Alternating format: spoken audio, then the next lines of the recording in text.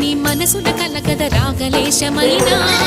హే మహేశని భయద పదాహతి దైత్య శోషణము జరుపంగా భోగి భూష భువనాళిని నిలుపవ అభయ ముద్రలోనా